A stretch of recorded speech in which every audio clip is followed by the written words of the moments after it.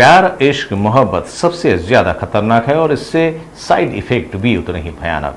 सांगली का यह एक वाकया इसका सटीक और ताजा उदाहरण है, जहां 19 साल की विवाहिता पर उसके ही प्रेमी पति ने कोयते से हमला कर गंभीर रूप से उसे घायल कर दिया। हमेशा कॉलेज स्टूडेंट से भरा रहने वाला सांगली का कॉलेज कॉर्नर आज पुलिस छावनी में तब्दील हो गया है। आज सुबह हुए गंभीर हादसे के बाद बड़े पैमाने पर पुलिस की टीम यहां मौजूद है। दरअसल आज सुबह करीब 8 बजे सांगली कॉलेज के पास 19 साल की प्रांजल काले अपने प्रेमी पति के साथ गाड़ी पर बैठकर बातें कर रही थी। उनके बीच बहस हो गई। इसके बाद पति ने गाड़ी से कोयता निकालकर प्रांजल पर हमला कर दिया।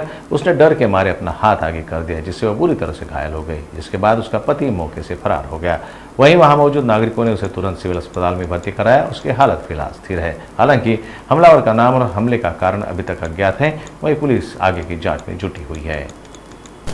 विश्रामबाग पोलीस ठाणे हद्दीतील कॉलेज कॉर्नर या ठिकाणी कॉलेजला येणारी एक त्या ठिकाणी मुलगी आहे। तिचा प्रेमविवाह झालेला आहे आणि ती तिच्या गावावरून इथं आल्यानंतर तिच्या पतीनं ती कॉलेजला जात असताना कॉलेज कॉर्नर या ठिकाणी तिला अडवून चाकूने हल्ला केलेला आहे। तर तत्काळ आम्ही सदर पीडित महिला ही हॉस्पिटलाइज झालेली असून योग्य ते उपचार सुरू आहेत। त्याच पद्धतीने आरोपीला ताब्यात घेण्याकरता पथक त्या ठिकाणी रवाना करण्यात आलेला आहे। पती आणि पत्नींमधला हा वाद असून त्या ठिकाणी आणखी सखोल तपासामध्ये नेमकं मारहाण करण्याचं आणि या हल्ला करण्याचं कारण काय ते समजून येईल। नाही, सदर पीडित मुलीची आई त्या ठिकाणी फिर्याद देण्यासाठी आलेली आहे। फिर्याद घेण्याचं काम सुरू आहे।